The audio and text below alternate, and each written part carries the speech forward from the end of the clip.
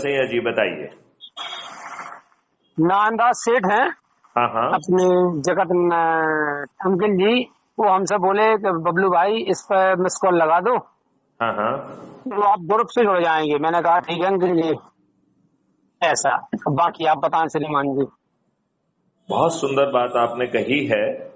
जी एक तो मैं इसके माध्यम से आपको जी एक लिंक भेजूंगा जो जी भाई साहब। Crime free Bharat mission app की लिंक है, जी और मैं आपसे अपेक्षा करूंगा हम्म कि आप जो है उस ऐप को डाउनलोड करें, जी ठीक है ना, और जी उसके माध्यम से अपने बच्चों के लिए और खुद के लिए एक अच्छे भारत को पैदा करें। बहुत बढ़िया, स्वीकार है आपकी मेरे भाई। आपकी रुचि अच्छे भारत को पैदा करने में है अथवा नहीं है? ये तो बड़ा सौभाग्य होगा श्रीमान जी कि हम इस लायक हो जाएं तो। ओके। अगर हम नेक काम में सहयोग हो जाए हमारा तो बड़ी खुशी की बात है। देखिए, ये सहयोग नहीं कहा जाएगा, जी ये कहा जाएगा अपने बच्चों के लिए और खुद के बच्चों के लिए, खुद के लिए एक अच्छे भारत का निर्माण किया जाए। अच्छा भाई साहब। आपने नाम क्या बताया था? भगवान दास बरसैया, पलेरा, जिला टीकमगढ़, मध्य प्रदेश से बोल रहे हैं तो भाई साहब। हाँ, भगवान दास जी, आप बहुत अच्छे व्यक्ति हैं। जी अब इसके लिए हमें एक चीज ये समझना पड़ेगी कि क्या जी भाई। 75 साल हमको मूर्ख बनाया गया? क्या हम्म, हमारे ऊपर अभी भी गुलामों के वही नियम कानून थुपे हुए हैं हम्म, जो अंग्रेजों ने 1857 की क्रांति दोबारा ना हो पाए उसे कुचलने के लिए बनाए थे, और इस सोच से बनाए थे कि भारतीयों का शोषण किया जाए, उन्हें अपमानित किया जाए, वहां उन्हें उत्पीड़ित किया जाए, उन्हें न्याय पाने के लिए दर दर भटकाया जाए। बरसों बरस वो कोर्ट कचहरी के चक्कर लगाते रहे, लेकिन उन्हें न्याय ना मिल पाए। क्या यह बात आप महसूस करते हैं? बिल्कुल महसूस करते हैं श्रीमान जो प्रशासकीय व्यवस्था है जी। जिसका मैं डीजी हुआ करता था, वह व्यवस्था लाटसाबी व्यवस्था है और गुलामों पर शासन करने के लिए बनाई गई थी, जी भाई साहब। जिसमें चंद मुट्ठी भर अंग्रेज भारतीय गुलामों को उत्पीड़ित करते थे, शोषित करते थे, अपमानित करते थे और गंदे ढंग से उन्हें बुलाते थे और न्याय नहीं मिलता था। आज भी आप कोर्ट में जाते हैं तो कहते हैं भगवान दास हाजिर हों। जी आज भी जो है ना, जो सम्मन वारंट जारी होता है और आप गवाह हैं और सबकी मदद कर रहे हैं, उसमें भी लिखा जाता है कि यदि आप नहीं आए तो आप जेल में बंद कर दिए जाओगे, आपका ये कर दिया जाएगा, आपका वो कर दिया जाएगा। कहा जाता है कि नहीं कहा जाता? बिल्कुल बिल्कुल कहा जाता सर। तो आपको ये समझना पड़ेगी कि यह वही व्यवस्था है जो कि गुलामों के लिए बनाई गई थी। आप यदि इस देश के प्रधानमंत्री होते तो क्या अपने देशवासियों के ऊपर गुलामों की व्यवस्था थोपते?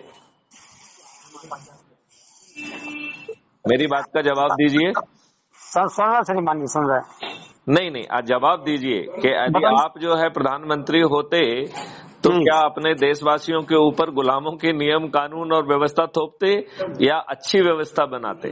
अच्छी व्यवस्था बनाते श्रीमान जी। आपको इस बात का एहसास है कि जो आपकी शिक्षा है उसको जानबूझ के तोड़ मरोड़ दिया गया है, जो आपके अच्छे भाग थे वो आपसे छिपा लिए गए हैं, और आपको जो है जो आपको कहना चाहिए कि जो लोग जिन्होंने आपको उत्पीड़ित किया, अपमानित किया, आपकी हत्याएं की, उन्हें महिमा मंडित किया गया, उन्हें महान कहा गया, उनके नाम पर जो है शहरों के गलियों के नाम रखे गए और आपको तुच्छ फील करने के लिए मजबूर किया गया। भारत की जो शिक्षा व्यवस्था थी वो इतनी महान थी, यह बात जो है लॉर्ड मैकाले की अपनी रिपोर्ट से कोई भी जो है ना महसूस कर सकता है, जो 1870 पेज की रिपोर्ट 2 फरवरी 1835 को ब्रिटिश पार्लियामेंट में पेश की गई थी। फिर वही शिक्षा व्यवस्था हमारे ऊपर क्यों थुपी हुई है? परिवर्तन होना चाहिए। करेक्ट। अब सवाल उठता है कि क्या ये राजनेता यह परिवर्तन करेंगे? उन्होंने पिछले 75 सालों से आपको इससे वंचित रखा। उन्होंने आपके ऊपर ऐसे लोगों को थोपा जो आपराधिक चरित्र के थे, जो दुष्चरित्र थे, जो गुंडे थे, जो भय कारित करते थे, जिनमें इतना डर था कि यदि वो जेल के शिक्षों में भी हैं तो भी जेल के शिक्षों से भी आदमी घबराकर और डर कर उन्हीं को वोट देता था। तो यह हमारे राजनेता अच्छे लोगों को टिकट नहीं देते हैं और आपराधिक कृत्य करते हुए जीतते हैं। आप ये बताइए, ये टिकट लेने के लिए करोड़ों रुपए खर्च करते हैं कि नहीं करते हैं? बिल्कुल करते हैं श्रीमान जी। करते हैं। आप ये बताइए कि जीतने के लिए भी करोड़ों रुपए खर्च करते हैं। बिल्कुल। और दारू बांटते हैं, पैसे बांटते हैं, साड़ी बांटते हैं, फ्रीबी बांटते हैं। आप मुझे बताइए, आज के कानून में ये पैसे बांटना, दारू बांटना अपराध है कि नहीं है? लीगल है। ये अपराध है। तो ये पहले से भी अपराधी हैं और जीतने की प्रक्रिया में भी अपराध घटित करते हैं। बिल्कुल। और ये आपके वोट से जैसे भी जीतते हैं, जीत जाते हैं, तो जीतने के बाद आपको ये रिप्रेजेंट नहीं करते हैं, ये पार्टी को रिप्रेजेंट करते हैं कि नहीं करते हैं? सही कह रहे हैं। तो ये पार्टी के बंधुआ मजदूर हैं जो पार्टी भिप से बंधे हुए हैं, डरे हैं, सहमे हैं, सताए हैं, घबराए हैं, और इन्होंने करोड़ों रुपए खर्च किए हैं। तो इनकी पूरी सोच और चिंतन जो है वो जो है, इनकी पूरी सोच और चिंतन जो इन्होंने पैसा खर्च किया है उसको मैं ब्याज के वसूल कर लिया जाए और अगले चुनाव के लिए भी व्यवस्था कर ली जाए। यही है कि नहीं है? ऐसा ही है। आप जो है थाने जाते हैं, आपकी सुनवाई नहीं होती है और आपके अपोनेंट पार्टी को फोन करके उसको बुला लिया जाता है और पैसे लेके आपके विरुद्ध उल्टा मुकदमा कायम कर दिया जाता है। ये होता है कि नहीं होता है? बिल्कुल हो रहा है सर।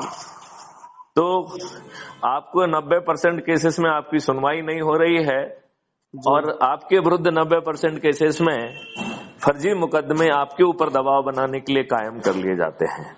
देखिए, जो पटवारी है वो उल्टा सीधा नापतोल करता है, आप उसके नापतोल के कारण परिवार में लड़ाई झगड़े हो जाते हैं, हत्याएं हो जाती हैं। आप जो है वर्षों कचहरी के, कोर्ट कचहरी के चक्कर लगाते हैं और जिस पटवारी ने बदमाशी की उसकी सेहत पे कोई फर्क नहीं पड़ता है। तो चाहे वो पटवारी हो या कोई भी हो, सभी इस व्यवस्था से डरे हुए, सहमे हुए, सताए हुए व्यक्ति हैं। हम जो है न्याय हमको नहीं मिल रहा है, राइट? तो अब सवाल ये उठता है कि निदान क्या है? समस्याएं तो अपार हैं, क्या कोई निदान है? ये सवाल उठता है। तो इसमें 21 लक्ष्यों के साथ अपराध मुक्त भारत है जो कह रहा है कि गुलामों के नियम कानून से आपको मुक्ति मिल जाएगी, संगे असंगे और जो सिविल ऑफेंसेस हैं ये मतभेद खत्म कर दिया जाएगा, जो प्रशासनिक व्यवस्था है वो पारदर्शी हो जाएगी, अकाउंटेबल हो जाएगी, संवेदनशील हो जाएगी। ऊंचे पदे पर बैठे हुए हम जैसे लोग यदि सही समय पर सही निर्णय नहीं लेते हैं तो उन्हें लाखों में अपनी जेब से हर्जाना देना होगा। हाँ, और आपको जो है बिना थाने जाए FIR दर्ज होगी। यदि कोई झूठी FIR दर्ज करेगा तो जेल में सड़ेगा। 15 दिनों में अकाट साक्ष्यों के साथ चालान पेश होगा। और आज भी तो आप बरसों बरस कोर्ट कचहरी के चक्कर लगाते रहते हैं, लेकिन नई व्यवस्था के तहत आपका जो है बिना कोर्ट जाए अधिकतम 30 दिन में आपको न्याय मिल जाएगा। क्राइम फ्री भारत की जो चौथी सर्टेनिटी है उसके तहत डिजिटल चित्रगुप्त को पैदा किया गया है, जैसे अपराधी की हर जानकारी होगी। जब अपराधी अपराध करने निकलेगा तो सिस्टम अनुमान लगा पाएगा और 2029 तक अपराधियों को अपराध करने के पहले गिरफ्तार किया जा सकेगा। और आम जनता को फंडामेंटल राइट टू प्राइवेसी दिया जा रहा है, लेकिन यदि वो अपराध करेगा तो फंडामेंटल राइट टू प्राइवेसी जो है ना वो सीज कर जाएगा। और जब आपके पास इतना पावरफुल सिस्टम है जिसे हर कुछ ही मालूम है, तो फिर सवाल उठता है कि हम सामने वाले को अपराधी क्यों बने रहने दें, लिहाजा उसे सर्टेनिटी के साथ पुनर्वासित कर दिया जाएगा, रिहैबिलिटेट कर दिया जाएगा। इस प्रकार हर अपराधी भी जो है सज्जन व्यक्ति बन जाएगा। ऐसा अद्भुत भारत होगा। बिल्कुल। आज चारों तरफ जो है केमिकल, फर्टिलाइजर, पेस्टिसाइड, नकली दूध, कृत्रिम दूध आदि से आप जो भोजन कर रहे हैं, जो दूध पी रहे हैं, उससे कैंसर कारित हो रहा है। यदि क्राइम फ्री भारत ने इसे रिवर्स नहीं किया तो 2029 तक भारत की 2/3 जनता, 66% जनता को कैंसर हो जाएगा। तो क्या आप अपने बच्चों को कैंसर से पीड़ित देखना चाहते हैं या महाबदलाव का हिस्सा बनना चाहते हैं? बदलाव चाहते हैं ताकि बच्चों का भविष्य उज्जवल हो, पीढ़ी सुधरे। बिल्कुल। यदि आप ऐसा करेंगे तो जो है इस देश में इतनी समृद्धि आ जाएगी कि सबसे गरीब परिवार जो है, जिसके पास ना शिक्षा है ना हुनर है, उसे शिक्षा भी दी जाएगी, हुनर भी दिया जाएगा, टूल भी दिया जाएगा, आवागमन के साधन भी दिए जाएंगे, पहनने के लिए कपड़े और आचार विचार भी सिखाया जाएगा, और कोई भी चीज मुफ्त में नहीं की जाएगी। और उसकी 2029 तक जो है आय 1 लाख रुपए प्रतिमाह प्रति परिवार हो जाएगी, और क्रय शक्ति 2 लाख रुपए प्रतिमाह हो जाएगी। ये सबसे गरीब व्यक्ति की बात कर रहे हैं, तो और बाकी लोगों की तो आमदनी उससे बहुत ऊपर होगी। किसानों की जो मिट्टी है वो फिर से जो है खेतों की मिट्टी उपजाऊ हो जाएगी, रासायनिक विष से मुक्त हो जाएगी, जीवामृत, घन अमृत आदि से वह फिर से जो है उसकी जो उर्वरक क्षमता है वो आज जो केमिकल फर्टिलाइजर से पैदा किया जा रहा है उससे 10% ज्यादा पैदा किया जा सकेगा। और किसानों को जो है जितनी भी जो खर्च वो कर रहे हैं वो एक दूसरे अकाउंट पे अमाउंट किया जाएगा। इस प्रकार किसानों की आमदनी 5 गुना हो जाएगी। खेतों में 10 फीट गहरी खाइयां होंगी, 3 तरीके के पेड़ लगेंगे, पेड़ों की संख्या जो आज है उसकी तिगुनी कर दी जाएगी, और गायों की संख्या 10 गुनी हो जाएगी। बड़े गांवों में और जंगलों में जो है गौशालाएं होंगी, और आज जो हम 16 करोड़ लीटर दूध पैदा कर पा रहे हैं और 65 करोड़ लीटर दूध का जो कंज्यूम कर रहे हैं, 50 करोड़ लीटर दूध प्रतिदिन टैंकरों में नकली बनाया जा रहा है जिससे कैंसर हो रहा है। उस दूध की पैदाइश हम 160 करोड़ लीटर कर पाएंगे, मतलब लगभग 100 करोड़ लीटर दूध जो है हमारे पास एक्स्ट्रा होगा। तो आज जिन बच्चों को दूध नहीं मिल रहा है वो मिल जाएगा, और गायों को जो है औषधि की भी खिलाई जाएंगी, तो जो उसका दूध अमृत तुल्य है वो औषधि पूर्ण भी हो जाएगा, और हम अपने देश को निरोगी और दीर्घायु बना पाएंगे। ऐसा अद्भुत भारत चाहिए? मैं आपसे पूछ रहा हूं, ऐसा अद्भुत भारत चाहिए? आप मुझे सुन पा रहे हैं क्या? अच्छा, तो ऐसा अद्भुत भारत चाहिए। हम भाई साहब जो कह रहे हैं 2 सेकंड बाद लगा रहा फोन, भाई साहब आ गया, थोड़ी बात कर लें। अच्छा ठीक है, ओके। जय हिंद, जय भारत, वंदे मातरम।